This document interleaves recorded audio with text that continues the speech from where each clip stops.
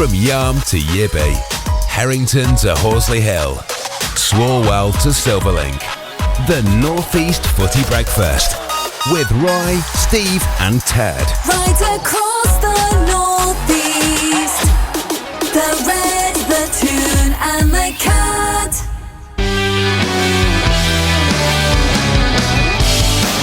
Morning, everybody. Morning, everybody. Good morning.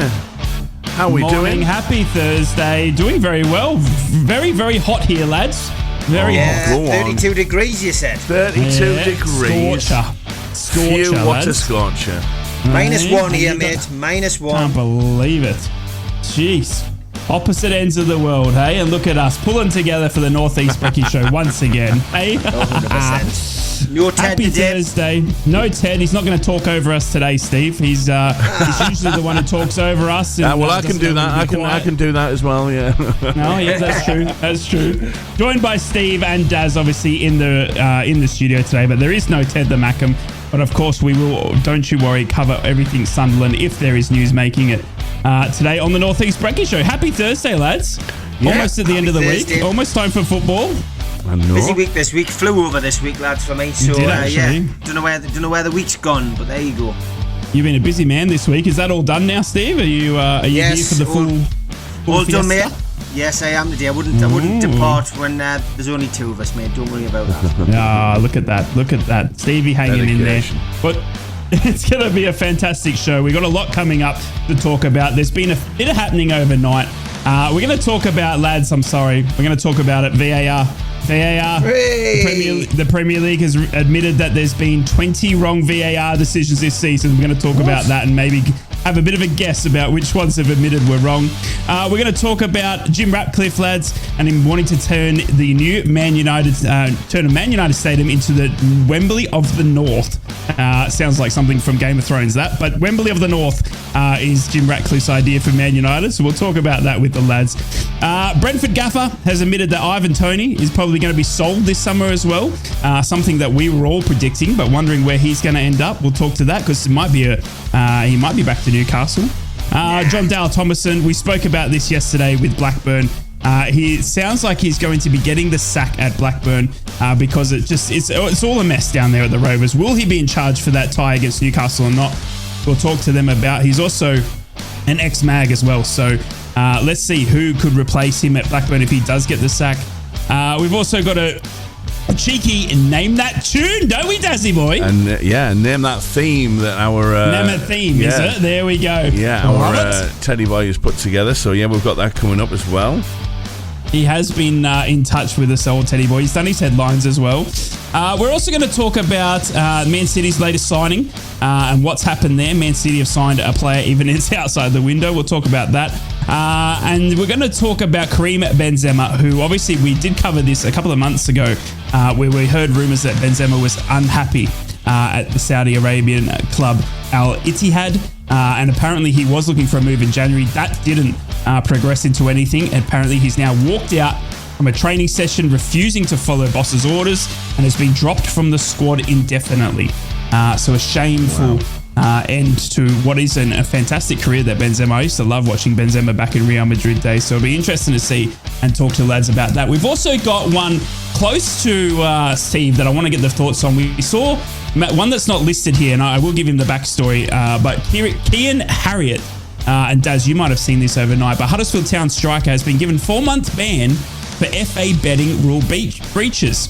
Huddersfield Town striker Kian Harriott has been suspended for 4 months and fined £3,200 for betting rules breaching on a 21-year-old admitted he placed 484 bets on football matches in the past 3 years, and he's now been fined and banned for only 4 months. So we'll talk about that, obviously close to Steve's heart with Tenali there, and whether how they come to be so different. Keane Harriott only 4 months, but we'll talk about that and lots more on the North East Brekky show, all coming up this morning for your next 2 hours. Grab your coffee, grab your porridge, grab your oats, whatever it may be, because it's time for your club headlines, where we go around the 3 clubs and find out what's making news at one of the North East clubs this morning. Smoggies and Proud.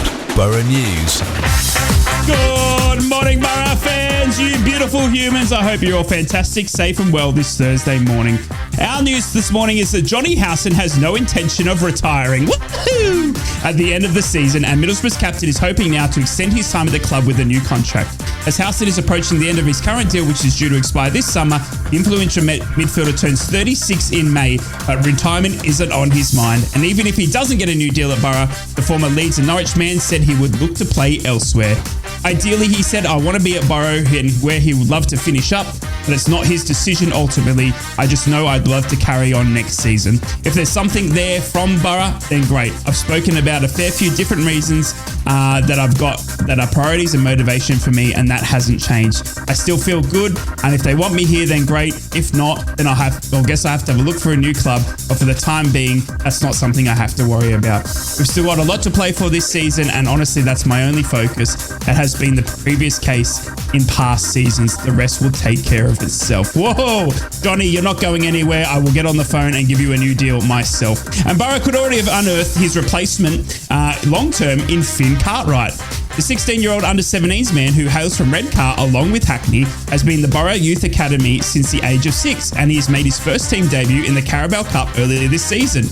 He has been since linked with a surprising moves to Chelsea, but those links went cold as Carrot gave Cartwright that recent debut, describing him as a special individual that has a bright future, potentially lining up next to Hackney, the former Redcar himself.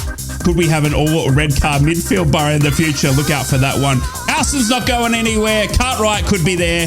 That's your Borough headlines. Good morning. Magpies and Proud. Mags News. Adidas have launched a fresh partnership with Newcastle United, snapping up Sven Botman as the latest athlete to join their range of talent. The Dutch centre-back put pen to paper on a deal with a German sportswear giant at the company's German HQ. Botman joins the likes of Lionel Messi, Mohamed Salah and David Beckham, who have all had an association with Adidas.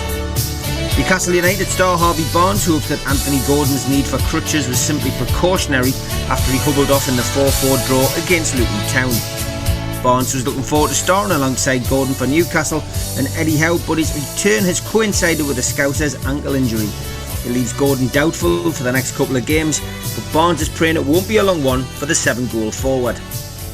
And Newcastle United women will once again play a home match at St James's Park when their FA Women's National League Cup semi-final against Portsmouth is staged there later this month. It's a 2 o'clock kick-off on Sunday, February the 25th, and tickets are on sale now from the Newcastle United box office, £5 for adults and £1 concessions. Don't forget, if the scores are level after 90 minutes, there will be 30 minutes of extra time, followed by a penalty shootout if an outcome is still to be determined. This will be the 5th time that Newcastle United's Women's Football Club have played at St James's Park, and they've got a 100% record to date. That's your Newcastle headlines on Thursday morning. Mackems and Proud. Black Cats News. Good morning, Sunderland fans. Here are your headlines today. Sunderland women put in a spirited display but were defeated 5-0 by an imperious Chelsea in the quarter-final of the Continental Tires League Cup at Kingsmeadow last night.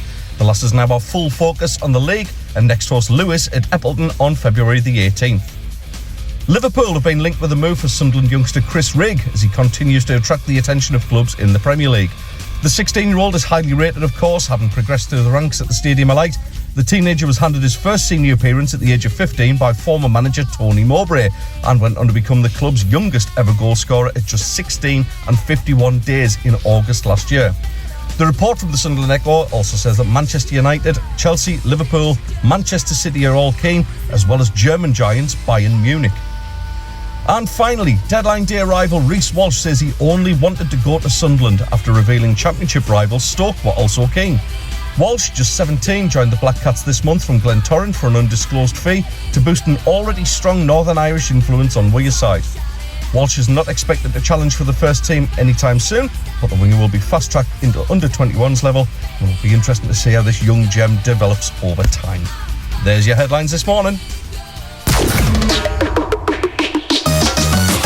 From Wickham to Whitley Bay, Stonygate to Shields, Doggy to Darlow Backlane, Steve, Ted and Rye. The North East Footy Breakfast. Right across the North East, the Red, the Toon and the Cat. And Ted, thank you for doing that from the Macca's drive-through as he got his morning breakfast, that one. Fantastic headline reading there, mate. Really appreciate it. What type of coffee you reckon he orders there, Daz? I reckon he's a latte man. Yeah, I think he's maybe a sprinkle of cinnamon. Yeah, definitely. Yeah. I reckon he is, Stevie. What do you reckon? Yeah, I think he's an American. I think he's a good old-fashioned. I think he's an Americano guy, mate. I think Americano. He's like Americano, mate. Or regular white coffee. He's like me. You reckon he puts his pinky up when he drinks it, like the fancy, loves like talking about it when he's not here. Welcome back to the North East Brekky Show. You're joined by Steve, myself, Rye, and Daz this morning. No Ted the Mackham, but we thank him for putting in these headlines. He also came up with today's topics, which we're going to get into right now. We're going to talk firstly, lads, about VAR. I know, it's back. I'm sorry. But VAR has come out once again because the Premier League overnight have claimed that 96% of referee decisions are correct and that the VAR is in fact helping referees. Can you believe it? They have admitted that the checks are taking too long and that ideally they are ruining some match day experiences and they would like to make it quicker. They also admitted that there's only been 20 wrong VAR decisions this season. I feel like that's a bit of an understatement. And according to the new survey that they conducted around the leagues, I don't know if Steve got this survey, the majority of supporters who have voted that they are in favour of the technology, which is claimed they claim has led to a 14% increase in correct decisions. Steve, you are one man that sees the VAR week in, week out. Us in the championship obviously get to avoid some of these decisions. Again, we know we love talking about it here on the show. We did our Christmas song about it, but admitting that there's 20 wrong VAR decisions, but the majority of supporters are in favour of it. Were you one of these people?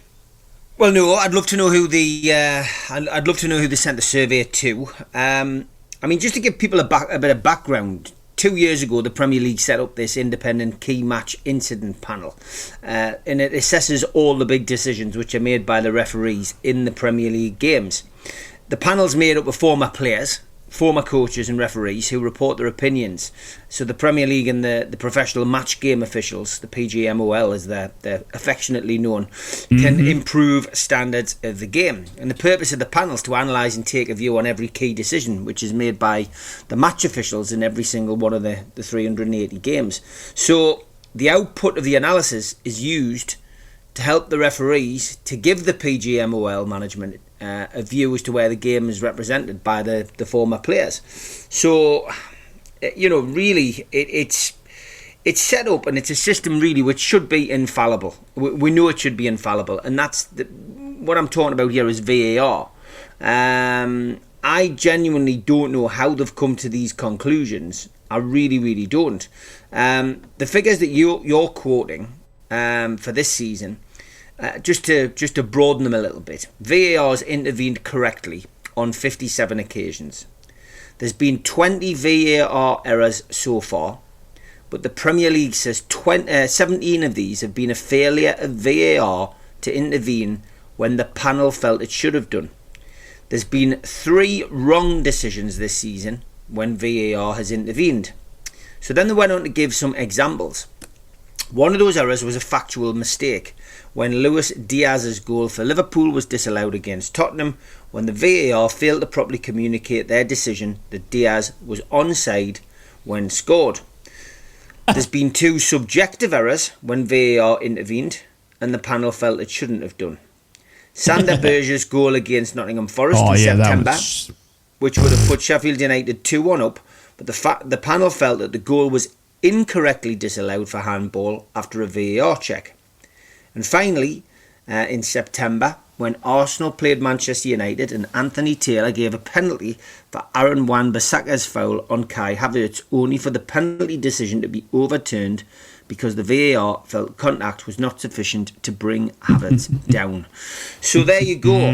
They seem to feel that everything's working well. So there was a question to Paul Scholes, former Manchester United star, who was talking about this on Sky yesterday. He says, does the Premier the question he was asked was, does the Premier League accept there are issues with VAR?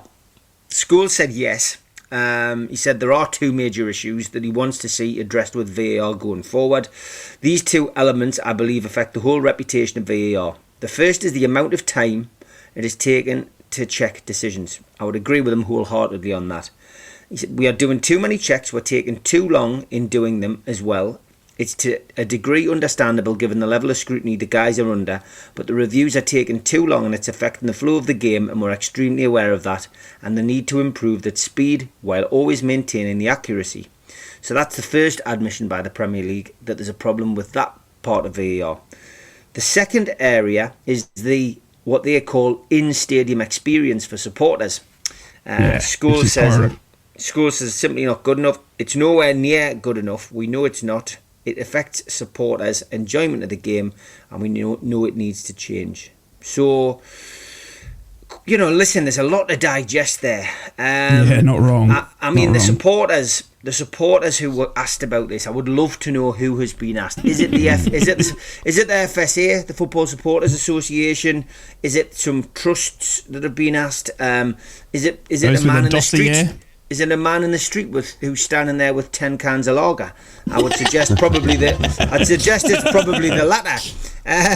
But it's a strange statement to say that they feel that it's working and it's improved the game. And if you go back right to the very start of VAR when it was brought in, and this is their key headline from the Premier League's chief football officer, who's also called Scholes, Tony Scholes, and he says that if you go back in the day back to the start of the whole process, 82% of decisions, that's the stat that they were saying we're getting wrong. Now they say that we're getting right.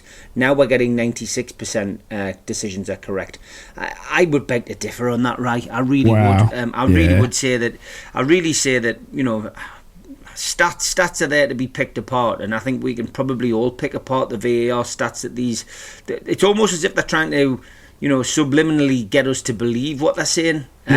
When really we can see, we can see everything with our eyes at every game, every weekend, Yep.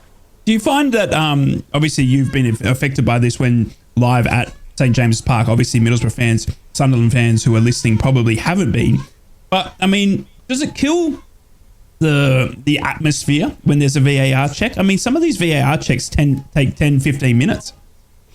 Yeah, I mean, it's the flow of the game is what Tony Scholes has mentioned there, and he's right. He's right. The flow of the game does get disturbed because the waiting time is ludicrous. We've waited in the stadium at times 3-4 minutes for a VAR decision on more than 5 occasions I can remember this season. We've done that at St James's Park, and of course, people are starting to get frustrated. You've celebrated a goal, then you go, hold on a minute, we're going to have to check VAR.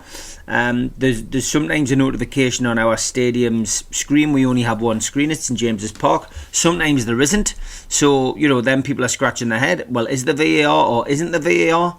It happened at the weekend when we gave a penalty away against Luton. We didn't know what was going on. My view of what had happened was that it was outside the box. I wouldn't have even called for a penalty. Luton fans weren't shouting in unison for a penalty, but then the next thing there's we're getting told it's a VAR check because some people have radios on in the ground and they're saying it's VAR. It's gone to VAR. So there was no notification until about a minute before the decision was made from the stadium announcer. But of course it kills the atmosphere.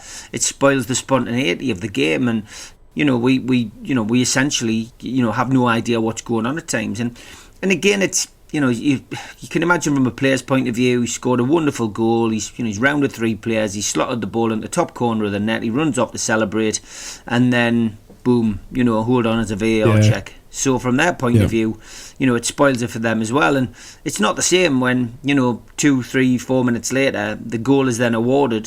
That you've lost the spontaneity of the celebration. So there's knock-on effects with all of this. It's not the same as it was. It needs looking at. It needs reviewing. And you can quote all the stats you want, Mr. Scholes, but your stats don't mean anything to the football supporter. It's ruined the game. And it's something that should have enhanced the game, but it's clearly not, and it needs to be massively looked at, because it's only going to get worse.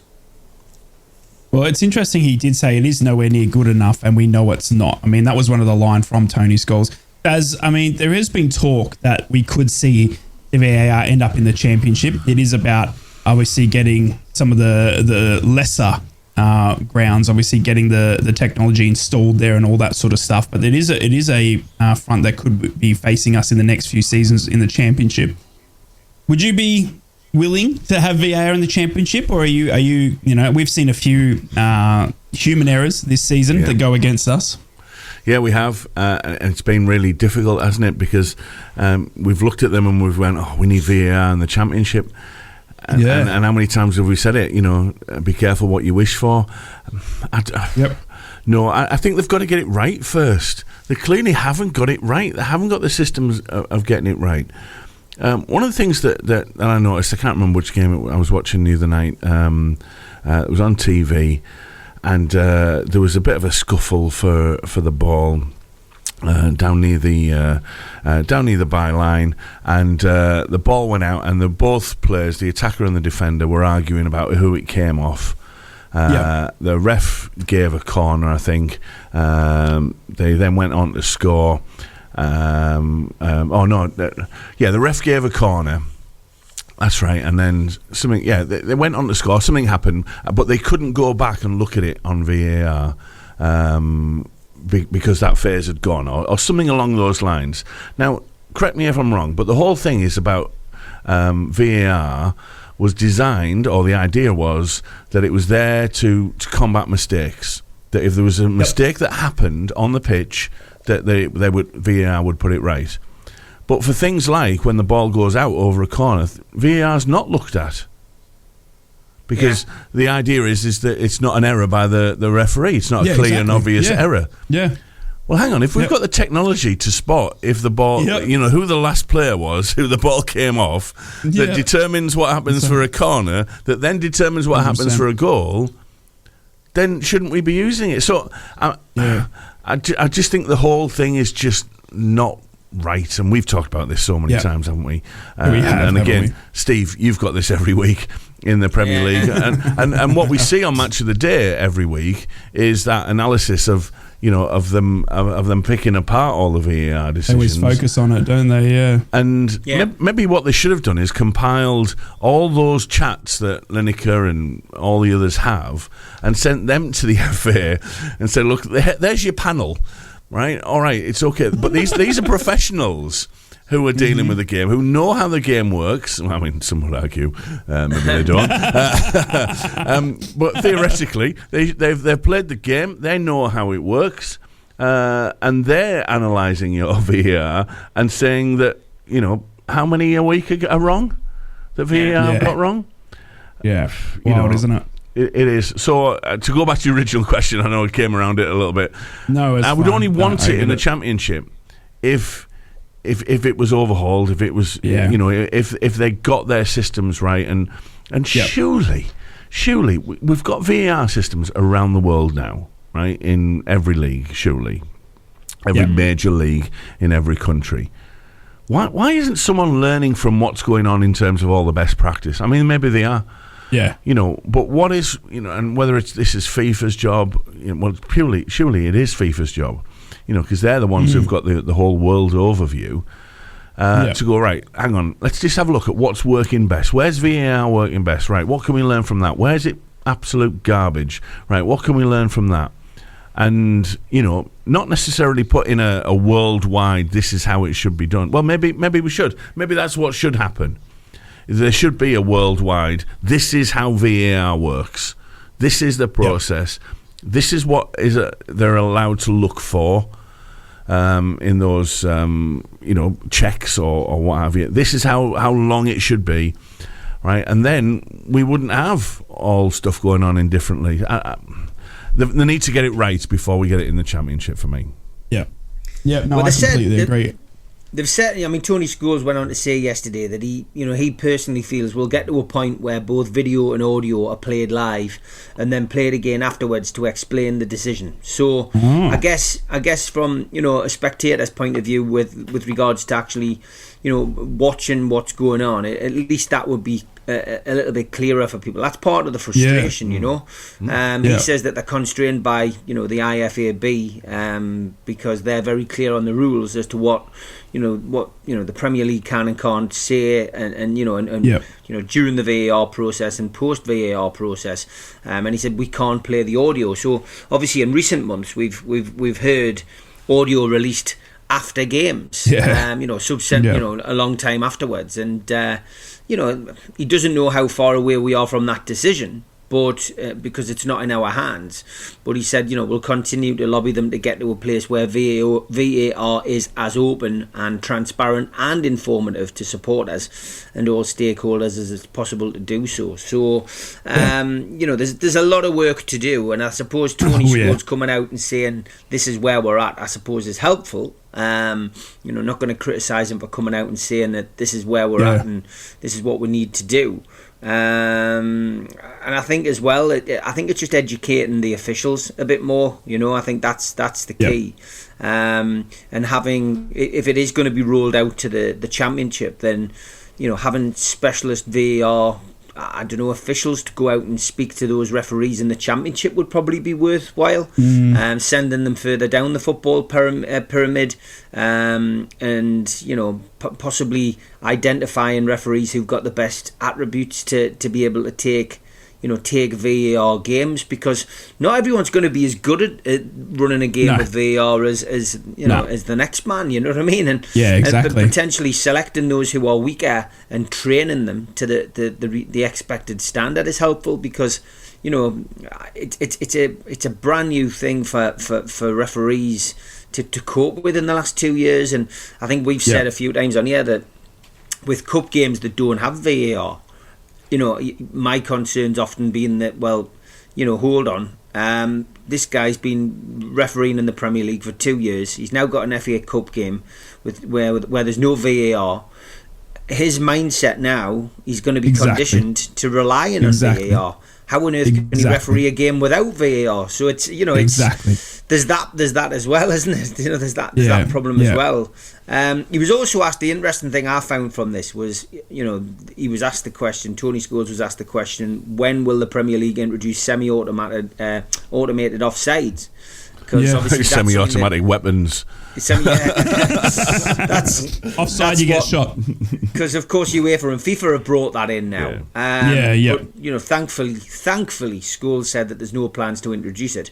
At this moment. But then he followed that up by saying that it could be next season. So we can't get the offside rule sorted yet. So why on earth are we thinking about bringing something else in? It's crazy. That's really is that for me, that is stupid. They've got to iron out the other problems first, and if they can't iron out the simple things, then don't start introducing something else into the case as well. Get the first issue sorted before you start introducing things, guys.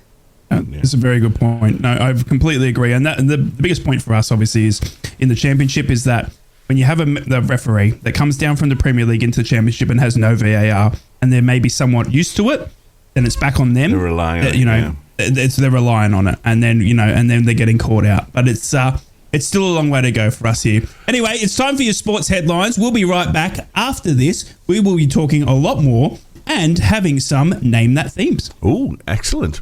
We'll do all that. And you can also get in touch with the show on the WhatsApp, 0330 or 043 2002. Barry's been in touch with the show, and we'll hear from him right after this. The Tune, the Cat, the Red Sport. Chelsea through to the fifth round of the FA Cup after they beat Aston Villa 3-1. The game at the City Ground went to penalties, Nottingham Forest beating Bristol City 5-3 after it finished 1-1 after 120 minutes. Brentford have condemned the vile harassment of Ivan Toney after the England striker was the target of online racist abuse. The Premier League club have also labelled the response of social media companies to such incidents as underwhelming. Bournemouth's home Premier League game against Luton, which was abandoned back in December after Tom Lockyer suffered a cardiac arrest, has been rescheduled to the 13th of March. The Luton captain spent 5 days in hospital after his collapse on the pitch at the Vitality Stadium. It's understood the Football Association intends to vote against a rule change which will allow UEFA President Alexander Ceferin to serve a further term in 2027. And Warren Gatland's made 7 changes for Wales' Six Nations appointment with England after a first-half display against Scotland that he admitted was nowhere near the standards we expect. Together across the North East. The Toon, the Cat and the Red. Welcome back. It's the North East Footy Breakfast at 7:33 across the North East on the Cat, the Toon and the Red. And you can get in touch with the show at any time, 0330 043 2002. That's our WhatsApp number. You can drop us a WhatsApp. It's our what does? It's our... It's what?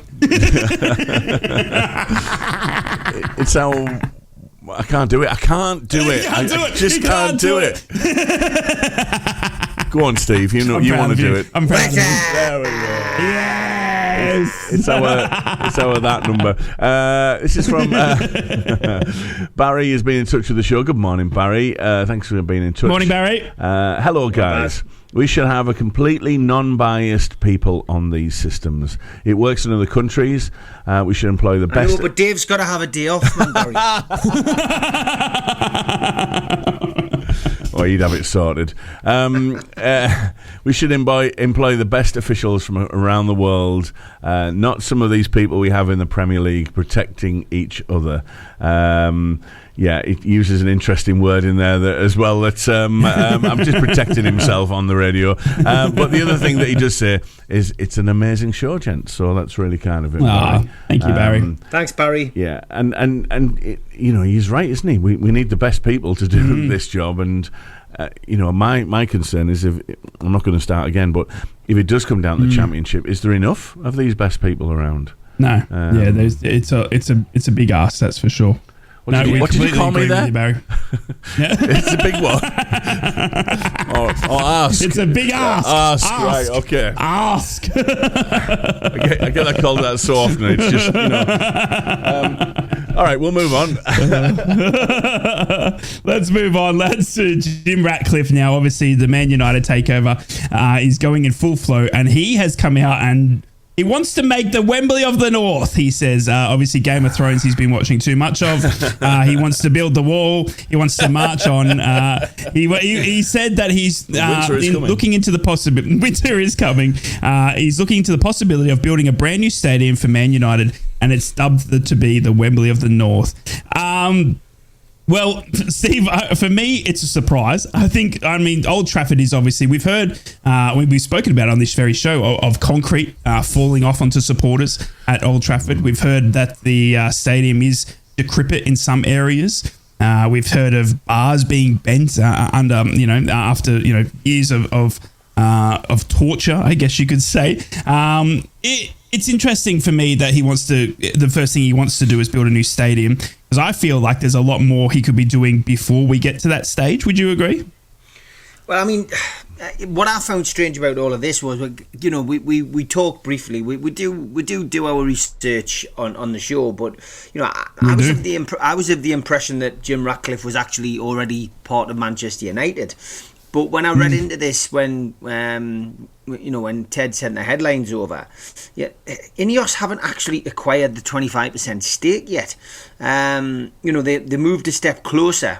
There was an extraordinary general meeting on Monday, and they moved a step closer to having 25% stake. But this seems to be taking an incredibly long time. So all of this talk about new stadiums and investment, etc., is really a bit superficial until they're actually sitting around the table. I mean, just because they've been sitting at the game, it's given that impression that they're in now, and it probably will. It's probably a case of a tick and box exercise. But at this moment in time, they still really aren't part and parcel of the football club. So obviously there's still a bit of work to do getting them in there. But a Wembley of the North, I mean, in Manchester, Really?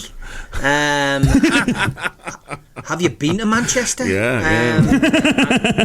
I mean, I couldn't think of a worse place. It's hardly a party capital. Apart from Coronation Street, I'm struggling to think of what else has come out of Manchester. That I would say that I was excited about. Music, yes, but there's not really a great. There's not really a great vibe in Manchester. I've got to be perfectly honest. So for me personally, I don't think it's a goer. I understand why Jim Ratcliffe's going to say that, because of course he wants to win. He wants to win favour with the supporters. I've often said that if we're going to go down the international route, that England should tour. I mean, we just confirmed that England are going to come to St James's Park in June to play their friendly against Bosnia, and that's great. That's their first visit to St James's Park since 2005. But why just have a Wembley of the North? Why not have the clubs that can afford it and the clubs that can build stadiums? Have one in Manchester, I guess, one in Newcastle, one in London, one in Birmingham. All the major cities are capable of having those big stadiums. So. Wembley of the North. One thing's for certain. If he's going to do that, you can bet your bottom dollar that the Saudis at Newcastle will already be thinking of that. And I've mentioned on here that I feel that the way that ticketing is being pushed at Newcastle, the way that they are looking at things, is all pointing to the fact that Newcastle's owners will eventually say, we're going to have to move, and Newcastle will have a new ground. So if Sir Jim Ratcliffe thinks that he's going to have it all his own way and he's going to have this Wembley of the North in Manchester, I think A, he's going to have competition, but B, I just don't think it's something that's going to be feasible at the moment, and I really think that they're going to struggle with I think they're going to struggle with this takeover. Jim Ratcliffe's going to come in, but 25% isn't a majority shareholder, and he's going to find that he's going to have some obstacles put in his way by the Glazers, and I still say that's the biggest problem that Manchester United have got as a football club. The Glazers are still there, and I think they've been very cute. I think they've been very smart in what they've done. I think they've hooked a big one, and I don't think they've got any thoughts on leaving anytime soon. And I think it's going to hurt the club more than it's going to help the club, but we'll wait and see. I could be completely wrong. I've been wrong before, and if I am, I'll hold my hands up. But I just don't think that this potential investment by Ratcliffe is going to lead to the promised land that Manchester United fans believe it's going to lead to. I think it's a bit of PR from Radcliffe's point of view. I think it's him sort of, trying to appease the fans, saying, look how great we are. We're going to have the Wembley of the North here. I think it's all part and parcel of a big bit of propaganda from his PR team. Worked well for Jon Snow. I mean, one of the things about the whole national stadium, and this has been talked about for years, hasn't it, about getting a northern national stadium, and there was all that talk about it then being in Birmingham, and it's like, what now? Birmingham. But Manchester, no. But surely, as a country, we are. The whole thing about it was having another national stadium or another Wembley or that's away from London is the transport links, and Manchester's an absolute pain to get to. That's why they were building HS2. I mean, it's quicker for us in the North East to get to London than it is to get to Manchester. We just haven't got the national infrastructure for another national stadium, and why bother? And I think it would be brilliant if Newcastle get a new stadium that is is up there with the Etihads and the Arsenal's ground and and Tottenham's ground, that is this new revolutionary stadium. I'm all for development and things like that, but this whole thing about a northern Wembley or another Wembley. It's just silly. It's just nonsense talk. Yeah. There are some pictures here of an artist's impressions of how the new stadium might look.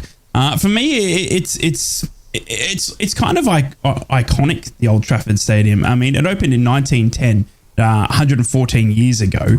I know there's Lego sets of it. I know people in Australia, obviously, when I often walk around in my Middlesbrough gear, I always get quoted, "Oh yeah, up the Man United," and I give them a death stare, but because Australians just don't understand. But for me, the Old Trafford is iconic. I mean, I don't see why you wouldn't just put the money into rebuilding or fixing it up rather than just getting rid of it. Because ideally, I mean, I don't know what happens to Old Trafford. Do they demolish it? Do you know what I mean? It's 114 years old, and I feel like it's more of a historic sort of stadium rather than something you just get rid of and go into this fancy new one. Now, I can understand if Man United want to grow, then getting more seats in a stadium obviously can make sense. But I wouldn't understand why you wouldn't just put the money into Old Trafford just to renovate it, right? And the history that it's got there, rather than just going, right, we're up and moving next door sort of thing.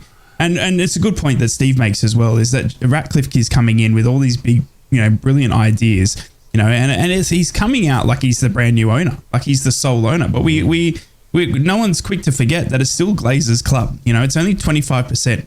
I mean, that is not a majority stakeholder. Do you know what I mean? So that's not someone that can come in and go, right, we're building a new stadium here without some, agreement across the board table sort of thing. So, he might have all these big grand ideas, but unfortunately, it's not something that he alone can just go and get done. So I agree. For Man United fans, they're a massive club, and to see fans regularly getting soaked due to the leaking roof, seeing rusted pipes and all that sort of stuff for a club of Man United's size. Old Trafford's falling down, I mean, away fans sing it to them. I mean, they've got ownership of land next to Old Trafford. I've saw the development plans you're talking about. I think they've got about 43 acres which they could develop on. They own the 100 acres of land around Old Trafford. So, and this 25 acres of that is unused. But they've got to have a plan. They've got to have an idea of what they're going to do. We went through this with Newcastle at the start of the millennium. Sir John Hall wanted to build a new stadium, take it to the east of St James's Park, plonk it onto Leazes Park. But then what we call in this country NIMBYs came out, the Not In My Backyard group, who basically campaigned against Newcastle building it on the park, despite the fact that there was plans to basically build Leazes Park on St James's Park where it is now. That fell short. So Sir John Hall was quite clever. I've interviewed Sir John about it in the past, where deliberately they said that they would move they would potentially move the club to Gateshead, which of course is on the wrong side of the Tyne for Newcastle fans, and we could build a Gateshead stadium, and there was people not happy about that at all. But we are gonna hit I think we're gonna hit a proverbial brick wall with our development if Newcastle is going to progress. I think I think 65,000 potentially is still enough. I think 70,000 would maybe be slightly too much. I think we'd have empty seats, but I think 65,000 would be about right for Newcastle. I think with a little bit of architectural genius, you'd probably be able to do that at St James's Park with the current stand that we have. You could certainly, there is room to extend on the Gallagher. I think you would get an extra 7,500 on there, but then it would look like Leeds United's ground. It would look really topsy-turvy with the east stand standing out like a sore thumb. So it's the development behind there that you look at, and I mean it was always the issue with the listed buildings behind which were owned by the university. They're now owned by a Saudi businessman, and essentially you would imagine that isn't going to be a hard deal to strike with a Saudi businessman to give that building to Newcastle.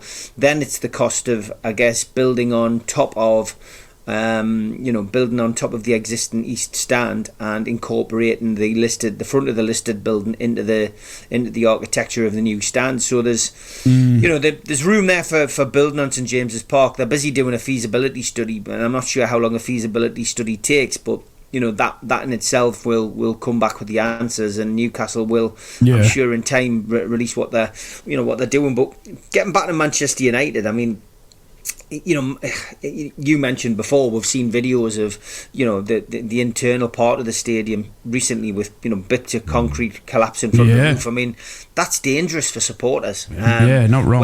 Whether they're home fans or away fans, and they need to get that sorted out. I know from my time at Manchester United when I've been there that we stand as away fans generally, but when you try to sit in their seats, that it's very tight. It's not a comfortable stadium to go and sit in. But as I say, as away fans, we tend to stand anyway. But the leg room is something which I would say is a bit of an issue. I saw Gary Neville talking about it on Sky, saying that he felt that the stadium needs improving. It's something that he's called for many years. He feels that the roof's too low. And he just feels that it's dated now, the stadium. And he said he'd rather have £200 million spent on the old stadium and have a couple of stands massively improved rather than buying a new rather than building a new one. But the Glazers here, the interesting stat was the Glazers have been there 19 years. And the last time that the club had any work done on it, the ground had any work done on it, was May 2006, when 8,000 seats were seats were added to the northwest and northeast quadrants of the stadium. Wow. So that work was approved before the Glazer family took control in 2005. So they've not made one bit of effort to improve that ground in 19 years, and that is incredible. That's incredible. But I think that just tells you what the Glazers are all about, and we've said it many times. They are there to take money out. They are not there to put money in. Yep, no, that's a very good point. That's incredible. But yeah, it'll be one that we watch obviously closely unfold probably over the next few months, if not years, of the Jim Ratcliffe era at Man United, and whether they'll be in line for a new stadium, what that it means. Wembley of the North, does that affect us in the Northeast? Football. Will the Riverside then become the 80,000 seater with a couple of upgrades? Right. You know what I mean? The Telegraph reckons that to develop Manchester United's ground at the moment and improve it would cost 800 million. A new ground would cost them 1.5 to 2 billion. I mean, so when you judge that against Spurs' new stadium cost 1.2 billion to build. Wow. But the difference there is, I guess, that they sold Harry Kane.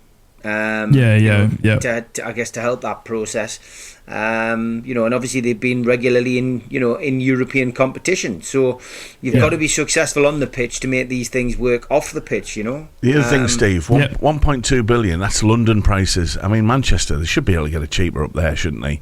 They're using some of the local labour. Yeah. But when you think about it now I've given you those figures. 1.5 to 2 billion to build a new stadium. And Jim Ratcliffe's putting 239 million in to help boost the club's infrastructure. Wow. It doesn't scratch the sides, lads. No, it doesn't. It doesn't scratch the sides. Doesn't even, no. Yeah, and if you go back to what Sheikh Jassim, although I always said that Sheikh Jassim was a red herring, and that he was, I wouldn't call him a tire kicker. I would just say that I always felt that the takeover talk from Sheikh Jassim, I was never convinced by that. I was never convinced that it was a genuine takeover attempt. Yeah. You get those kind of things, but he was willing to put in 1.27 billion. For the same work, as opposed to 239 million that Jim Ratcliffe's is going to invest. So there's a huge gap there. But 1.27 billion from Sheikh Jassim, well, that would have more or less covered the full works, if you like. Yeah, the problem is we're building things now. Football grounds, schools, whatever, warehouses. The problem with it now is that since Brexit, you can't get a quote. You've got to get planning permission. You've got to get everything. You've got to get all the boxes ticked first of all in this country. But then Nothing is staying the same at the moment. Import and export, the price of bringing stuff in now is ludicrous. And if you try and get something built in this country, it's nigh on impossible, because you're always hitting a brick wall. The council takes time, solicitors take time, architects take time, but then on top of that, you've got the cost of things increases, and it's such a difficult thing. I know from experience from a couple of the organisations I work with how difficult it is. I know one project which I won't mention, but I know one project, and it's not football related, which is taken so far 3 years, and there hasn't been a spade put in the ground yet. And I just think, wow, this is absolutely crazy. So I know from first-hand experience, for something a lot smaller than a football ground, how difficult it is. And I'm afraid, all the money that you have in the world, and it won't change. It won't change bureaucracy in this country since Brexit, and that's where we're at, unfortunately. And nothing is cheap anymore. Nothing is cheap. Everything is double the price. And if you don't have the correct ticks in the box moving forward over the course of a period of time, then things that you thought you had sorted with the council, with the solicitors and whatever, then you're back to square one if things don't run in place. So it doesn't matter who you are. You can be a Premiership club, you can be a corner shop. You've still got to abide by the rules in this country, and it's an absolute nightmare. Like Manchester United, when will they have a new stadium? I don't know. Look what's happening with Everton. Exactly. Everton could end up with a half-built stadium here and not be able to finish it. No, it's a very good point. And we'll obviously watch that with keen interest. So, will there be a Wembley of the North? Will that happen in the future? Yeah, time will tell. Lads, we've got some news that's come out this morning as well. Jesse Lingard, ex-Man United, speaking of Man United, and England midfielder, has signed. He's back in football. Obviously, Jesse Lingard has been without a club since being let go once his contract expired at Nottingham Forest at the end of last season. Only 31 years old, was waiting for the right move, and it sounds like he's found one in FC Seoul. Going to South Korean side FC Seoul. He's been obviously out of game time. He said he received many offers. He said he received many offers, but had decided he wanted a new football experience in a new country. He said on his YouTube video that he wanted a different challenge and to create new memories in his career. He believes South Korea is the perfect place for that. He does still hopes of football for England. He said, I focus on my football. My personal business is nothing to do with football. The most important thing for me now is football and playing as best as I can. He said FC Seoul showed great passion, sending me a concrete offer on paper, while other clubs were contacting me verbally. So we loved FC Seoul's attempt to come and chase him. Daz, Jesse Lingard, FC Seoul, 31 years old. Do you think this is the right move for Jesse? I mean, I think it's more the money talks if he was to receive a lot of offers, but I don't see him finding himself into the England outfit for Euros after a move to FC Seoul. No. I think he's been a bit of a wasted talent. There was obviously some talent there with the lad. He's not found a home. Or he had a settled run, and you've got to ask why. You also got to ask why maybe a Saudi team hasn't picked him up. I think that's quite telling. I think it's disappointing. I do find this disappointing when you see players come through and with potential, and you see flashes of brilliance from them. And then you see flashes of ordinariness from them as well. Him going off to Korea, did you say? South Korea? Yeah, South Korea. FC Seoul. To finish off his career, I think it's a sad thing. I do. Steve, disappointed. Can he find his way back into England, do you think? Obviously Daz there highlighting the fact that he thinks it's a disappointing move. Obviously, South Korean football isn't highlighted as much. It's very hard to find a stream for those based in England. Obviously, at different times of the night and day as well. Obviously, Gareth Southgate preferring to go watch Henderson as well. I don't see him flying out to South Korea. Is it a move to secure his future financially? Is it a move that he is basing on football? I think he should have gone to North Korea. I think he would have had a much better experience out there. I think Kim Jong would have welcomed him with open arms. I think he could have had a great time out there.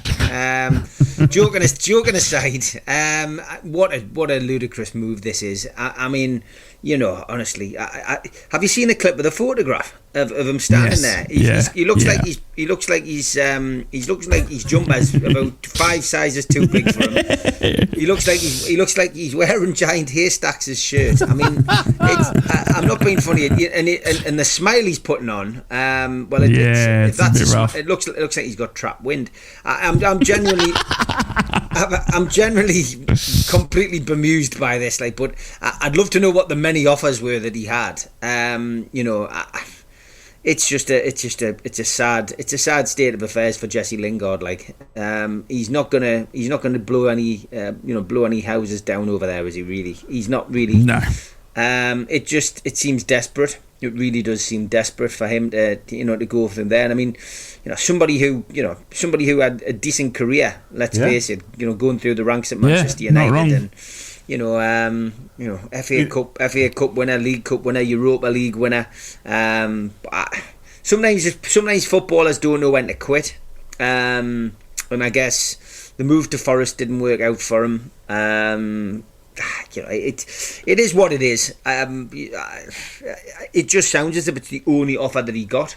I'm reading his quote here, and I've just brought it up on the internet. He's put, FC Seoul showed me great passion, sending me a concrete offer on paper, while other clubs were contacting me verbally. I mean, that in itself, I don't know, why didn't they send an email? Why paper? It's bizarre, lads. The whole thing's bizarre. I mean, he's going to reportedly earn 17,500 a week. Pounds? Yeah, and he was on 180 grand a week at Forest. Oof, wow. I mean, jeez. We wish you all the best, Jesse. Yeah, all the best. And good luck, obviously, in South Korea for playing for FC Seoul. I doubt we will be able to see any of the games, but I'm sure we'll hear about it, obviously, in the future. Gareth but yeah, Jesse Lingard, he will. He flew out for Henderson, so you bet your bottom dollar he'll fly out for Lingard. You'd have to see. But you know what I do like about Jesse Lingard? I don't mind that celebration, that JL that he does. When he runs to the camera and does that. I didn't mind that. But interesting to see that he's chosen to go to South Korea, which you would think if he had still the ambitions for England and anything like that it would have been a different move. But we're coming up on 8 a.m. here on the North East Brekky Show. It's almost time for your news headlines. We will come back again with your repeat of your club headlines. We've still got a lot more to talk about, including Kian Harriott, who has been given a 4-month ban for FA betting rule breaches. And we've also got to play Name That Theme in the next hour. So that and a lot more to come in the next hour here on the North East Brekky, right after your news headlines.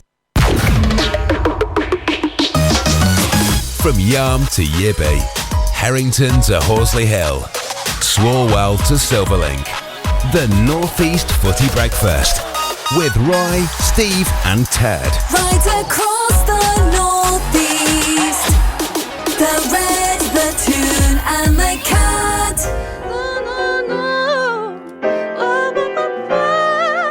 It is the North East Footy Brekky, and you can get in touch with anything football related or not via our WhatsApp 0330 043 2002, and we'd love to hear from you this morning right across the North East on the Cat, the Toon and the Red. Good morning, 2 minutes past 8. I'm just trying to tell you how I feel. If my body was a boat, could you steer that sailor? Make it feel like it's a 1960s Hollywood trailer. Classic like cars, classic like Elizabeth Taylor. Need you to romance me, I need a give and not a take. What I need is 'cause I could love you if I really wanted. fabulous. Rare and worth it across the North East on the Cat, the Toon and the Red, our North East Footy breakfast. Good morning, how are we doing? Yeah. You're worth it, Daz. Did you know that? Oh. How's that? A little bit of love Daz. in the morning. Thank You are. See? No, You're are. worth it to us. No, you are. No, you are. No, you are, Daz. How we doing, gents? It's Thursday morning. We're nearly at the weekend. Yes. I'm nearly asleep almost after that football. song. That was too relaxing. What was it? Too chilled. Too chilled, right? Need a bit of Motorhead next. Okay, I'll see what I can do. Yeah, almost football time again. Middlesbrough obviously home again, thank goodness, to Bristol City. 2 home games in away, but I believe our next 2 games will be away after that. So another last Riverside for a good chunk, but home to Bristol. Alson as well, talking about staying on for next season. Hopefully we get that deal done with it, So, a lot to look forward to for the weekend. But football, can't wait. But let's get into it because we've got to talk about your club headlines, what we do every morning here. We'll talk about the 3 clubs of the North East, Newcastle, Sunderland and Middlesbrough, and what's making headlines for those 3 clubs. Let's get into that before we get into more of your North East Brekky show. Magpies and Proud, Mags News. Adidas have launched a fresh partnership with Newcastle United, snapping up Sven Botman as the latest athlete to join their range of talent. The Dutch centre-back put pen to paper on a deal with the German sportswear giant at company's Germany HQ. Botman joins the likes of Lionel Messi, Mohamed Salah and David Beckham, who've all an association with Adidas. Newcastle United star Harvey Barnes hopes that Anthony Gordon's need for crutches was simply precautionary after he hobbled off in the 4-4 draw against Luton Town. Barnes was looking forward to starring alongside Gordon for Newcastle and Eddie Howe, but his return has coincided with the Scousers' ankle injury. It leaves Gordon doubtful for the next couple of games, but Barnes is praying it won't be a long one for the 7-goal forward.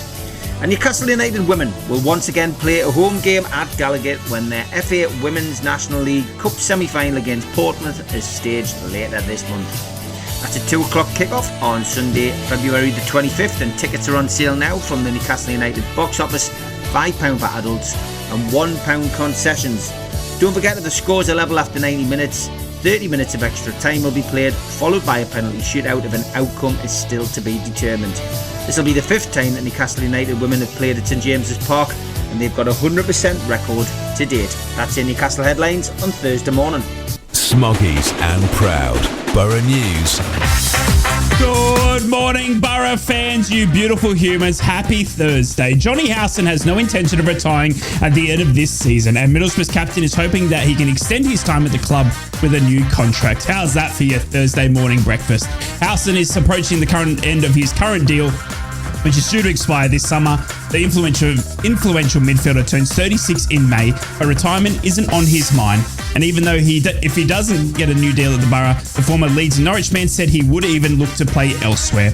But ideally, he wants to stay at the Borough, who he joined back in 2017.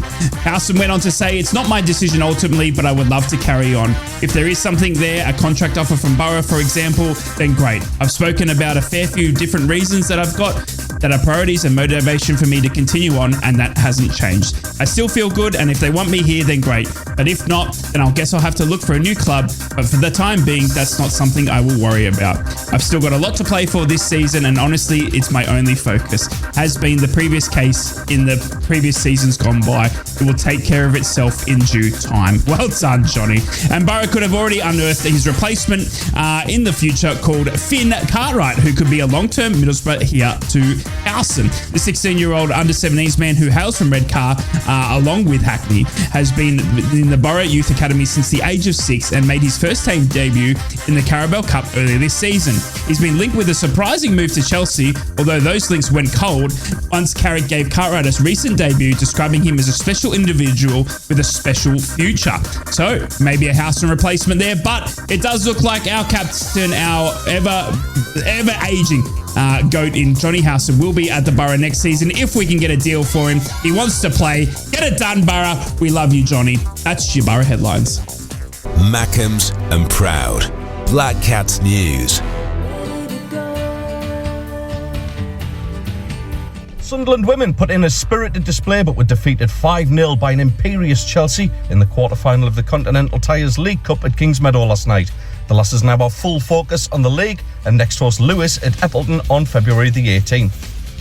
Liverpool have been linked with a move for Sunderland youngster Chris Rigg as he continues to attract the attention of clubs in the Premier League. The 16-year-old is highly rated, of course, having progressed through the ranks at the Stadium of Light. The teenager was handed his first senior appearance at the age of 15 by former manager Tony Mowbray and went on to become the club's youngest ever goal scorer at just 16 and 51 days in August last year. The report from the Sunderland Echo also says that Manchester United, Chelsea, Liverpool, Manchester City are all keen, as well as German giants Bayern Munich. And finally, deadline day rival Reece Walsh says he only wanted to go to Sunderland after revealing championship rivals Stoke were also keen. Walsh, just 17, joined the Black Cats this month from Glentoran for an undisclosed fee to boost an already strong Northern Irish influence on Weir's side. Walsh is not expected to challenge for the first team anytime soon, but the winger will be fast-tracked into under-21s level, and it'll be interesting to see how this young gem develops over time. There's your headlines this morning. From Wickham to Whitley Bay, Stonygate to Shields, Doggy to Darlow Backlane, Steve, Ted and Rye. The North East Footy Breakfast. Right across the North East. The Red, the Toon and the Cat. And we're back. Welcome back to the North East Brekky Show. You're joined by Rye and Steve and Daz in the studio for your morning breakfast, your warm coffee, nay, your porridge that is in the microwave. Have I just blasphemized? Does microwave go in the microwave? I'm not too sure. I apologize if anyone that doesn't microwave their porridge. But I'm off track, lads. We've got to talk about football. We have got an interesting, interesting news article that's come in overnight in Cian Harriott, Huddersfield Town striker, under 21, who is admitted to allegations he placed 484 bets on football matches between June the 30th, 2020 and June the 3rd, 2023. It is incredible to see that amount of bets. Obviously, we've seen the likes of Ivan Toney and in recent times, Sandro Tonali also getting done. We saw the return of Ivan Toney that left all of us here on the North East Brekky Show a bit perplexed, getting the captain's armband and a bit of a hero's welcome back after his ban. Cian has placed 484 bets, Steve. It's a lot. He's been fined $3,200 and he's suspended for 4 months. Huddersfield Town have said that they will support the player. He has played 16 matches for the Terriers this season, scoring twice. But it is a mitigation in terms of his age, inexperience and naivety is what they're saying due to him being so young. I'm not sure if that's a fair excuse, but only 4 months, Steve, obviously given what you're dealing with Sandro Tonali. Is it? Do you find it fair? Do you think it should be all even, or is it a case-by-case scenario? Oh, wow. Go on. No, Stevie boy. Righto, just me then. Daz and I. Sorry, lads. I muted the mic because I had a coughing fit. I did another rye there. I've done 2 ryes this morning. One off air and one on air. But what's he actually been banned? What's he actually been betting on, Rye? The game. So it does say that. What games? I'll read it to you. So. The FA considered that his betting activity did impact the integrity of fixtures, having placed bets on his own club to lose, although it considered that with the 9 bets he had in those circumstances, the player was only part of the under-23 squad and not in the first team, and thus had little impact on the integrity of the game. So given the number of bets he placed, the total sums he put at stake was £8,105. The fact he was aware that it was not permissible to gamble on football, the suspension was initially placed on at 8 months by the commission. But, however, mitigation in terms of his age, inexperience and naivety was given and taken into consideration, and the fact he admitted to the charges immediately, and plus positive character statements, a show of remorse and good disciplinary record, saw a downward adjustment of the ban to only 4 months. As I said, he did place bets on his own club and obviously clubs around the championship as well. Yeah, well, I mean, look, he's not a part of the first team squad, so that's the reason that it's a lesser suspension, I guess. But I mean, 484 bets on matches is an extreme amount. The kid's got a problem, hasn't he? And, you know, he's been fined £3,200. You know, I can't imagine it's going to massively affect his life, that. It's a lesson to learn, but I guess the benchmark in this country is not really Tonali, because Tonali was caught out in Italy and he's been dealt with really in a different way because of his crime being in a different country. But Tony is the benchmark in this country at the moment, and you know he suffered a longer ban, didn't he? I think ultimately for this kid, he needs help. Is the first thing. You know, he needs help and he needs guidance. And do I think that's a fair fine and a fair suspension for somebody who's not playing first team football? I would say yes. You know, judging it off the back of Ivan Toney's punishment and the fact that Toney was, you know, playing in the first team and as an England international, I'd say that's probably. I think that's probably right. But like I say, I do really feel that he needs help, the kid. And that's the key here. You know, it's an affliction. It's an obsession. It's a disease, whatever you want to call it. And the kid needs help. But there's not really a great deal to say on it, other than, you know, I just hope he can get over it. And I think the punishment fits the crime on this occasion, purely because he's not a first team regular. It is interesting. Obviously, we've seen him play 16 matches this season in the first team. Scoring twice as well, but obviously those bets were placed around until I believe it was June the 3rd, 2023. So that's when the last bet was placed, which is, you know, over a year ago. So yeah, as Steve rightly said, it wasn't part of the first team when he was doing it. But again, young lad, obviously it is an issue when you're spending £8,000 or thereabouts on gambling. And as unfortunately another spur on our game of kids, you know, because that's what he is. You know, he's under 21 years old to me, or to us, I should say. Is, you know, he's still a kid, but you know, it's really sad, isn't that it? much. It's really sad that, and maybe we've got to look at the clubs here, you know, and their responsibility with young players. I mean, I know, you know, most clubs. They do have special liaison people, don't they? Characters who just look after the welfare and the well-being of the younger playing staff. And we know, because we've seen it, that the kids that are coming through are a very different breed to what we've all grown up with watching football. You know, the money is outrageous, their attitudes are outrageous. So clubs have got to have some sort of handle on this, and of being able to manage and support and educate these young kids that are coming through. You know, many of which who leave school and straight into football. It is a worry that this thing is still happening out there, that kids are being allowed to do this under the club's noses.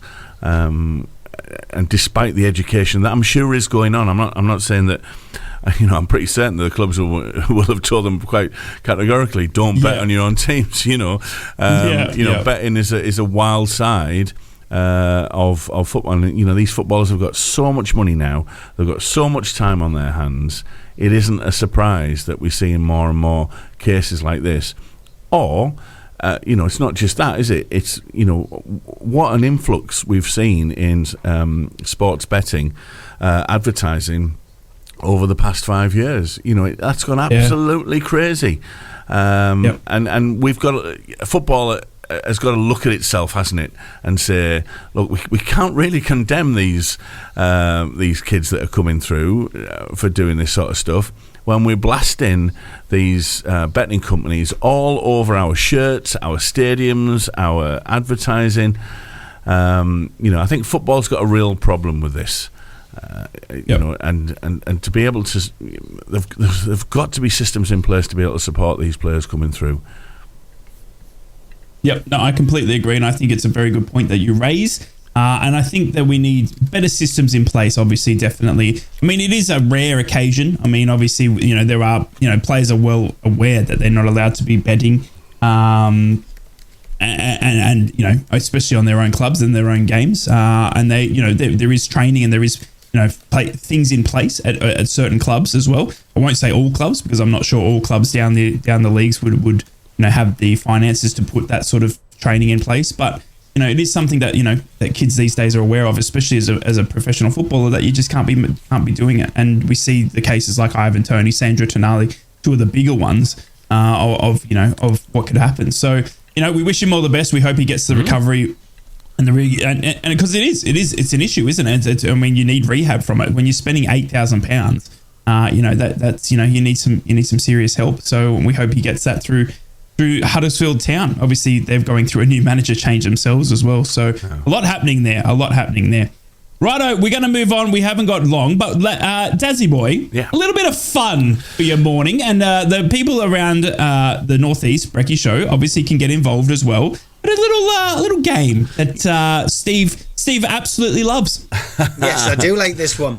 So we do this on our mid-morning nonsense show every day.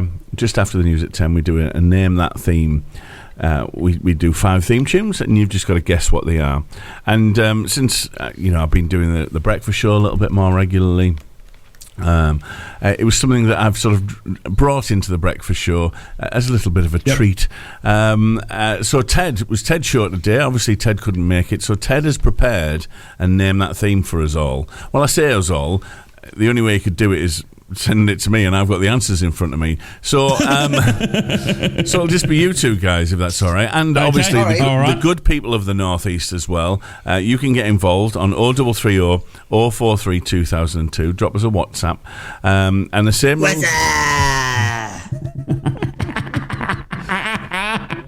Do you know, I forget. Love it. And then I'm reminded.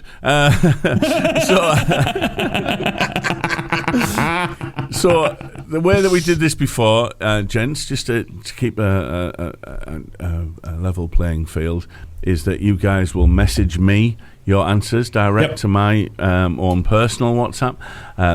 Listeners, I'm not letting you do that. You just message the station 0330 043 2002, and we'll just see how many we get out of these 5. So are we ready? How many is that? Right, there's 5. There's 5, and I'm messaging you personally on your personal number, which is the number. Maybe. Hey, see what I did there? I scared you for a second. All right, I'm ready to go. Okay. So here we go. Here's our North East Footy Breakfast. Name that theme. Thanks to Ted. Here we go. This is number 1. Oh, no, that's not it. Well, that's a great start, Ted. Here we go. This is number 1.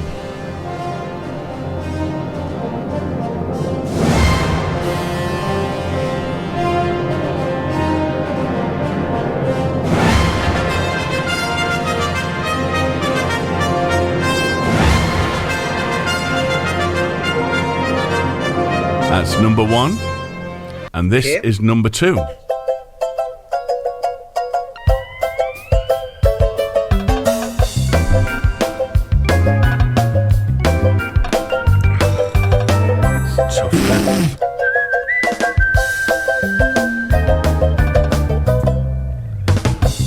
That's number 2.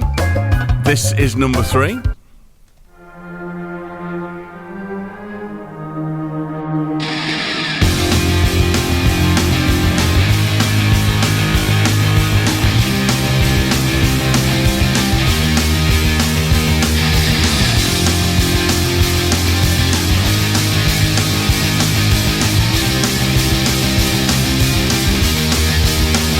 Number 4.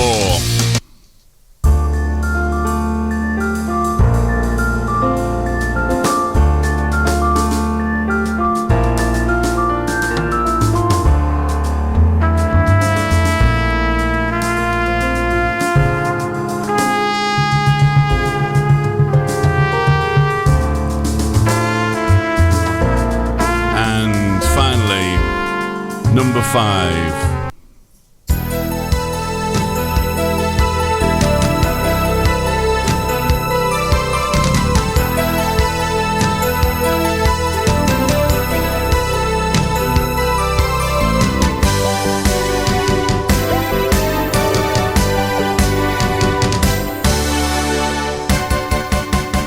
normally when we play these games, name that thing. Yes. I mean, I feel as I'm pretty good at these. We've done over 160 on our shows now. And I look at this and I know one. Well, that's all. I think I know one. I'm not being funny. He has literally gone onto an album. He selected the 5 most obscure.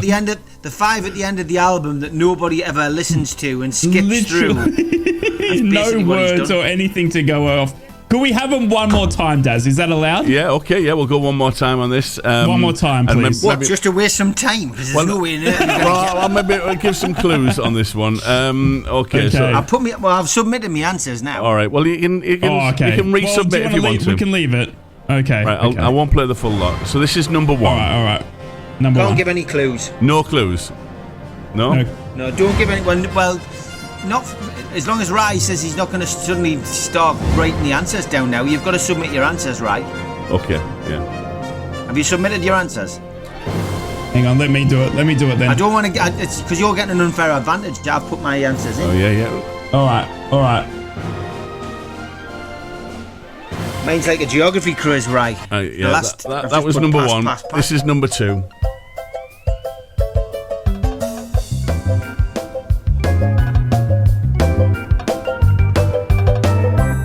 And this is number 3.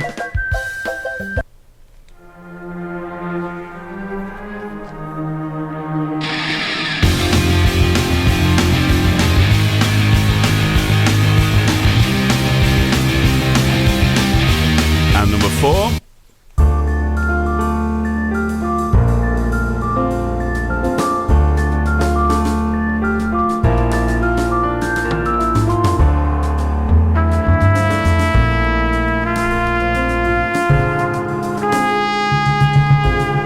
And finally, number 5.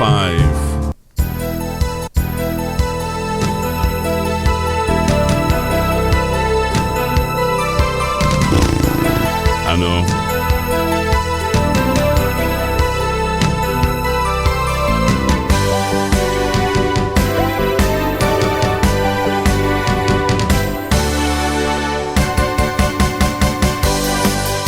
I mean, that's like a cross between Casualty and ABBA. That's like ABBA visits Casualty, isn't it? It's just ridiculous, that, like. Okay, well, there you go. So the answers are in. Thank you very much to Ted for the most ridiculously difficult name that theme this morning. So, yeah, how have you done? If you can WhatsApp the stew, we've had Jack's come in already. Yeah, he's struggling as well. 0330 043 2002, and we'll do the answers right after, where we have a look at the updated sports news from across the country, and we'll do that now. Together across the North East. The tune, the cat, and the red. It is the Tedums. Yeah. Tedums, my little Mackums. I wanted to let you know that not only have we smashed your quiz, Daz has revealed that we both got 5 out of 5. We also teamed up because we just found it that easy this morning, didn't we, Daz? Yeah, Ted, you're going to have to try a lot harder on that one if you're going to play that again in the future, please. I mean, even Jack, on closer look at Jack's on one on the internet, he's got 5. Anna in Middlesbrough got 5 as well. George, Newcastle got 5. 5, yep. Tony, Tony. He's in Sunderland. He got 5, and Jennifer, who plays on our show as well, from Gateshead, she got 5 as well. So Ted, brilliant, well done, everybody. Yeah, and for those of you that were struggling, let's go through them. It was, of course, the first one was, of course, it was Battlestar Galactica.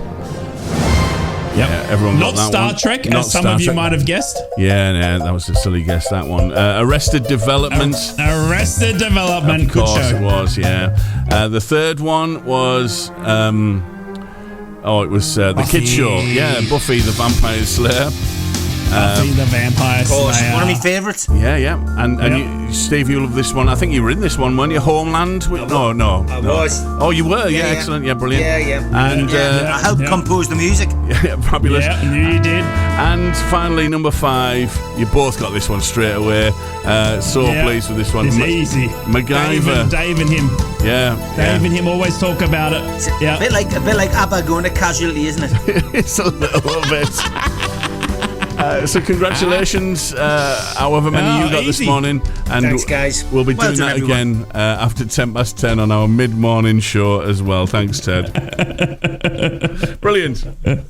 Absolutely fantastic. Thanks for playing along. And if you're wondering, hang on, I didn't get 5. We'll talk to you later offline. We're just we'll talk to you offline. All right, don't let Ted know. But everyone got 5 this morning on one of his easiest quizzes that he's ever put forward. And done. Ted, you're going to have to get back to the drawing board, mate. These are getting too easy.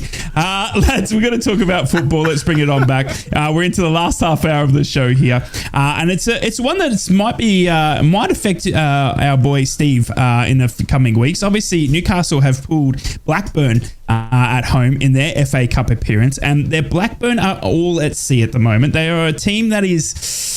For a team that's won the Premier League and were a stalwart of the Premier League for many, many seasons. I remember when Middlesbrough were in there for 10, 11 years. I mean, it was us and Blackburn always in and around there with all the other teams. Blackburn are in a bit of trouble. They've had 2 windows now where they've had 2 issues of signing players. Obviously, this one just recently because they pushed the wrong button on the deadline day, apparently. But now it looks like their manager, who's had enough. You can tell in his previous press conferences, he's had enough. He looks to be getting the sack, and it will be before the Newcastle game.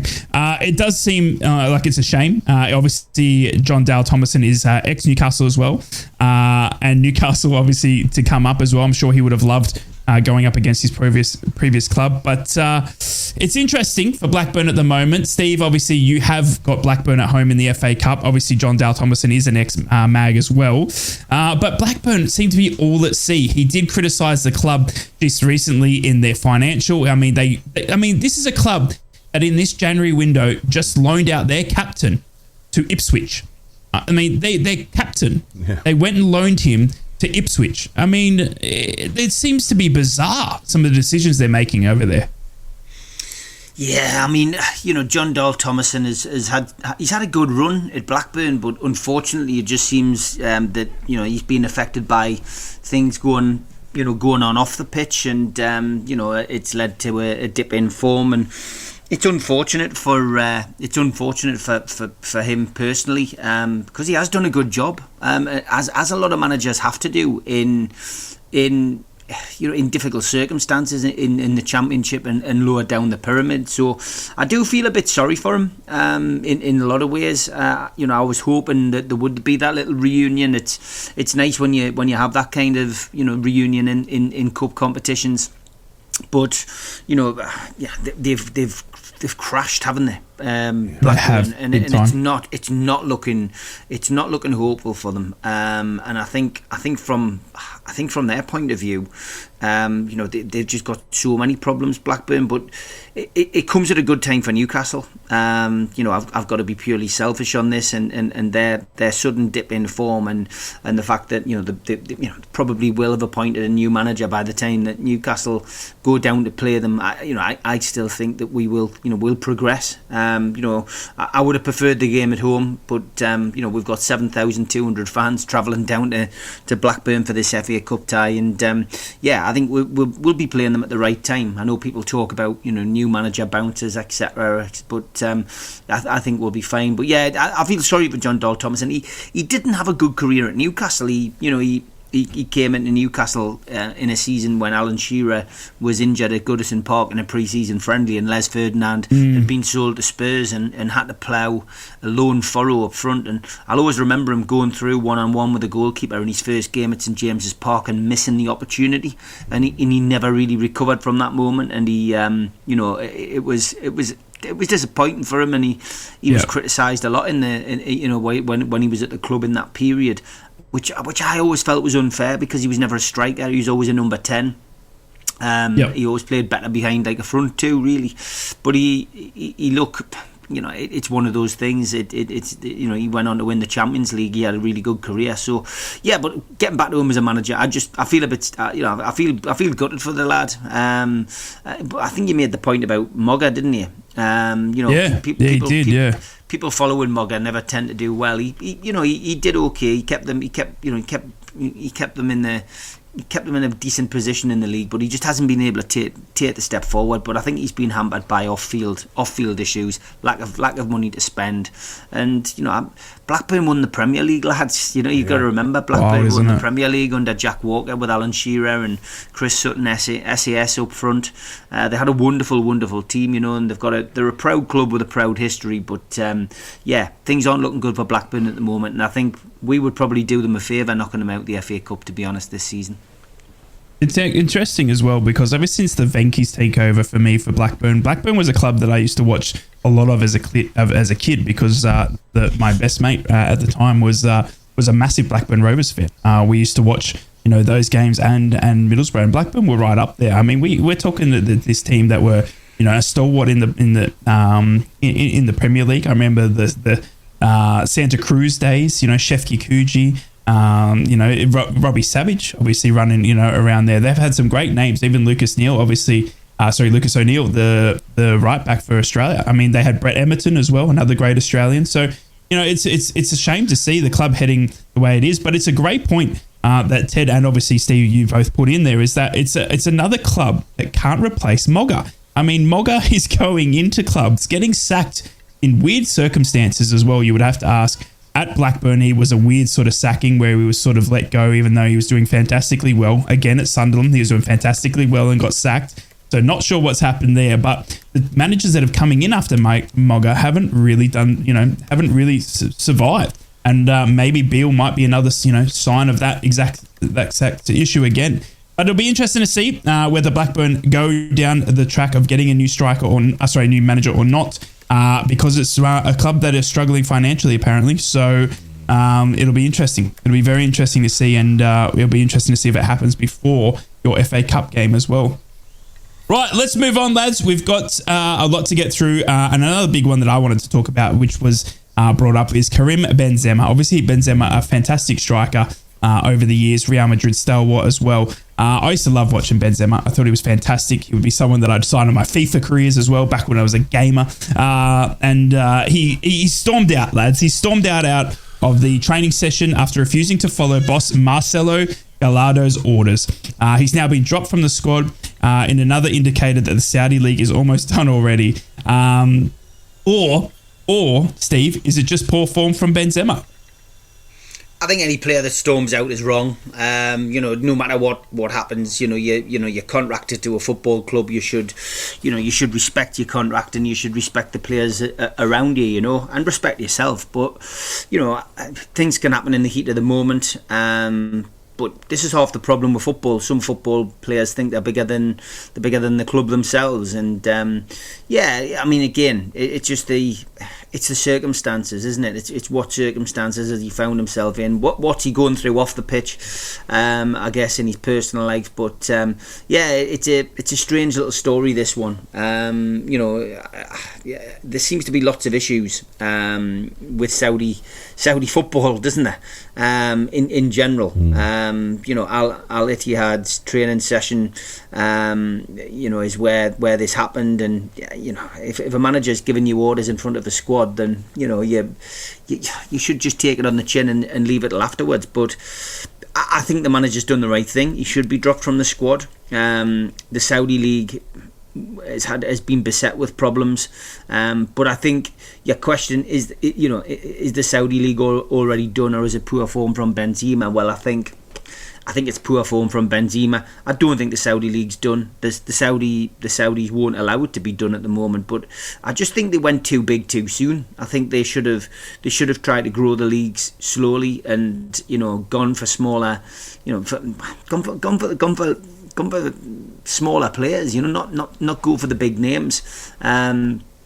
It's quite obvious that players such as Benzema, who are used to playing in front of stadiums with 70,000-80,000 in, are going to suffer playing in lesser atmospheres. And you've got to take the heat into consideration across there as well. There's so many things that I just think people have thought money first and everything else second, and I just think as well that this kind of let's go and buy the biggest stars to make our league the best, it just doesn't work. It takes time. It took time for the Premier League to develop into what it's become. It didn't just happen overnight. And if you go back to what 92 when the Premier League kicked off, and you go through the list of squads of the teams that were in the league that season, we didn't have the best stars in the Premier League. We had lots of good players, but we didn't have every single player around the world the best player in the Premier League. Then it took time, and gradually over the years you had players coming to the Premier League to play. Cantona, I think, was probably one of the biggest names of his day back in those early 90s, and when he was at Leeds and then went to Manchester United, it was huge news. And gradually over the course of the decades, the Premier League's become the best league in the world, and it's still that. So the Saudi League's got a long way to go. We asked the question in August when it was getting ready to kick off, could it usurp the Premier League? And I think we both said, right, no, we didn't think it would usurp the Premier League. I think we said would take a long time, but yeah, it's early days for the Saudi League. They're not gonna suddenly stop doing what they're doing. But yeah, there's been a lot of negativity. There's been lots of things happen. There's one or two things that probably haven't been publicised. I've noticed one or two players without going into it have been haven't even played games across there and had contracts cancelled. And you've got to question why that was. And I've heard rumours of why one or two contracts were cancelled. And I think that's because it's in Saudi. But it's a strange situation. But Benzema, I think he probably shouldn't have done that. But again, we don't know the circumstances. We don't know what's been said.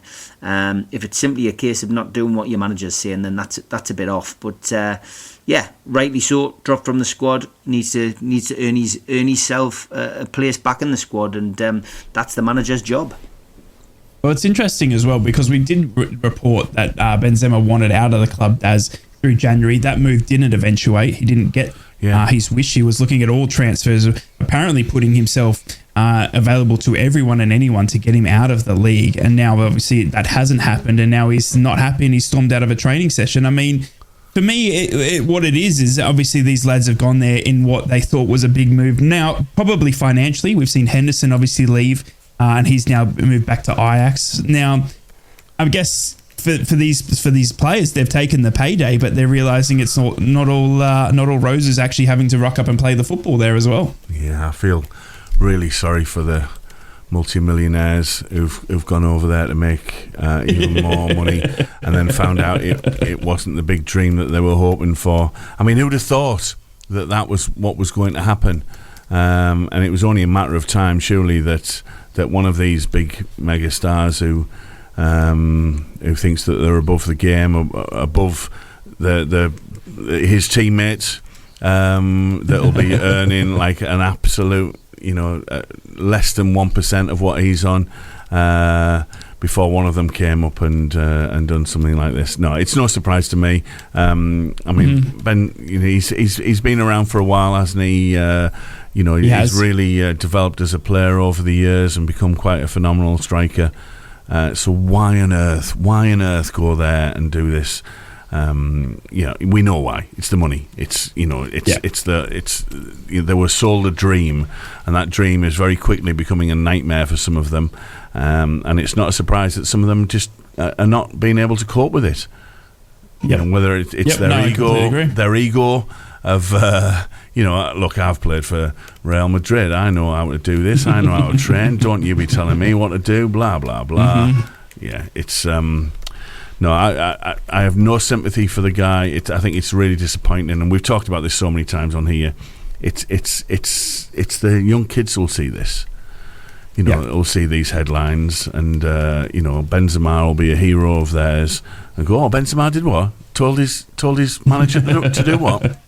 To go where? Exactly. Right. Okay. Well, that must be how we've got to act then to our. So it's becoming really sour, this, isn't it? And And maybe the press are picking up on this, and the press have got their own agenda about it to undermine the whole thing that's going on out there, and that may be the case. But the players are giving them enough ammunition, aren't they? Yep. No, that's absolutely right, and it's funny that you mention it, and we've been watching it happen. We watched it at the start of the radio show. The Saudi League was unfolding. We spoke about it in depth, didn't we, Steve? About all the players going there, the money that they were going to be on, and how are they going to buy the whole world? I mean, Salah was rumored of going there for £200 million, and then we did see. Yeah. It could. We saw Ronaldo obviously end up there. We were all worried. Well, I guess not all of us. I think some of us had the common sense, but some people did raise concerns and that they were just going to buy everyone and that was going to be it. There was definitely talks on social media of, how can we stop the teams, the Saudi League just buying everyone. Now, look, it's not all, we're a couple of months down the track and all these players want out. They don't want to play there anymore. They've seen the crowd numbers of 500 people or less. They've seen, that their international spot has been under threat as well, in the case of Jordan Henderson as well, who's probably had to realise he wants to play in the Euros. So it's interesting to see, and I think it's a shame that Benzema is now obviously not going to be playing football due to a fallout, because because Karim Benzema, at the end of the day, you just want to see him playing football, and he had a fantastic career, and I hate to see it end in sour note just because money or a disagreement, but it is. Who's going to come in for him? Who's going to pay his ridiculous wages? Exactly. It's a really sad what's happening to these once great players, that they're now stuck in a hole, and they're going to have to take a huge wage bill cut. They're going to have to. And it'd be interesting to see what Henderson took in terms of massive. Yeah, his loss. Was it 9 million that he probably won't be paid for his 6 months or something ridiculous? Something like that. So it's wild there. But you're absolutely right. It's something that we need to we'll keep an eye on for sure, and something that we'll pay close attention to, because all these players are seeming to be falling out. And you spoke about falling into the hole there, Daz. One story we haven't covered over recent few days is the player being touched on the bum. Can you believe it? Oh my word, that's got to be one of the best links in radio ever.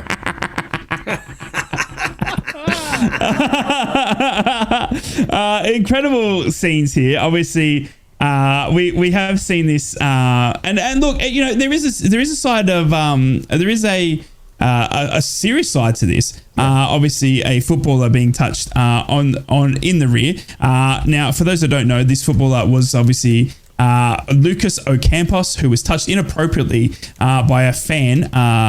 And he was about to take a throw in. He was bending over, looking, as they do. And it was he was about to take the throw in, but a fan reached out and touched him on the bum. Now, it was a young fan. You could see he was in his teenage years, so it was full on camera. And Ocampos was actually disgusted with it. He went straight, reacted, turning around, confronting the alleged fan, and then calling over the ref, asking for security to kick him off. The man wasn't taken off, but Ocampos obviously went to go on and complete the full 90 minutes. But yeah, he said after the match, I kept my calm. I have 2 daughters. I hope this doesn't happen to them in the future. I couldn't agree, because, Steve, if we were sitting here and this was in the women's football, we would be up in arms. Is it a case, where, we can't have this in men's football either? To be honest, I don't want to be anal here, but he's hit a bum note, this supporter. I'm hoping he can put it behind him. I'm loving this crack. I've already heard that they're going to take precautions at Arsenal. I'm just hoping it doesn't rear its head at St James's Park. Oh no. It's all I've got to say on the matter, really. Yeah. I mean, he's Daz? He has blown up this situation into maybe something that could have been handled, there on the pitch. I mean, fans are. Fans do give players abuse. It's part of what fans do in the stadium. They give them jip. Particularly away fans. It's how it works. It's that abuse, and we've heard a lot over the years about how that banter has turned into abuse. And some of it quite hateful, which obviously we want to get out of the game. This incident, I don't know. I mean, it did make me chuckle the first time that I saw it. I thought, why is he making a thing out of this? Why hasn't he handled this? But I mean, I don't know. Has this ever happened before? Have you heard of this before? We've heard of fans coming on the pitch and trying to give him a left-hander or something, but not poking him on the bum. He just needs to wipe the slate clean. They should come out to what's that Informer by Snow. I lick your bum now. That's what it sounds like on the that'd be a good one. I mean, this is crazy. This story's crazy, lads. And the Argentinian international said he wants La Liga to treat this incident as seriously as it takes racism. Yep. Dear. Yep. Now. Yeah. I mean, Ryan, you made a really good point there. If this had been in the WSL, would this be a different discussion? If this had been a woman who had touched him on the bum, would he have done this differently? This was, like you said, right, it was a young male fan that had done this. I don't know. It's one of those, isn't it, that this could have been handled so much better. And what could have? And I mean, Sevilla are taking it really seriously. They've reported it to La Liga as well. It'll be an interesting one to follow to see what does happen. But I'm suspecting it will go away. This isn't the kiss on the lips, is it, in the World Cup? This isn't that. It isn't. No. I think the argument, like we said, it may have been a different situation. And there's been a lot of discussion about this. It may have been a different situation if the genders had been different. But then again, should that matter? A fan coming on the pitch, whatever they've done, and touching one of the players, it is none. There are laws against passing those advertising screens, aren't they? Going onto the pitch side, it shouldn't happen. But we see it in how many games do we see it where the fans are still running on the pitch? There's still players are running into the fans to celebrate. So I'm just surprised it's been given so much worldwide traction, to be honest. Strange thing.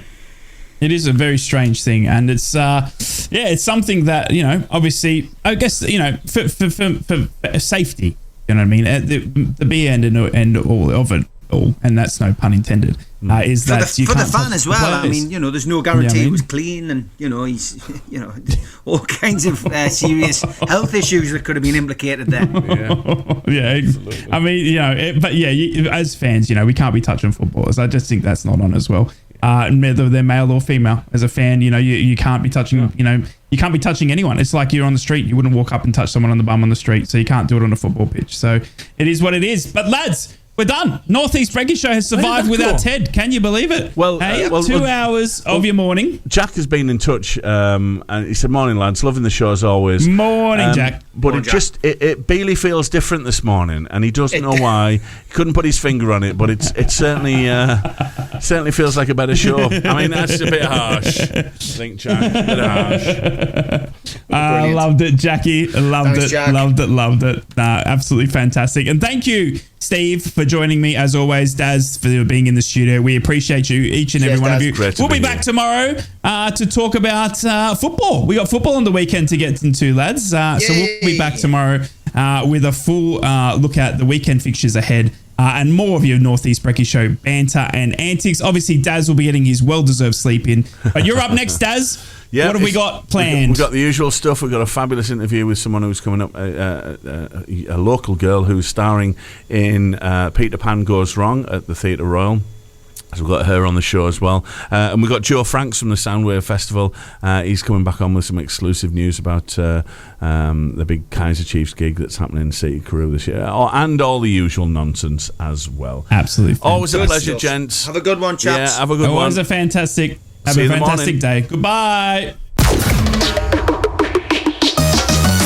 From Yarm to Yibby, Harrington to Horsley Hill, Swarwell to Silverlink.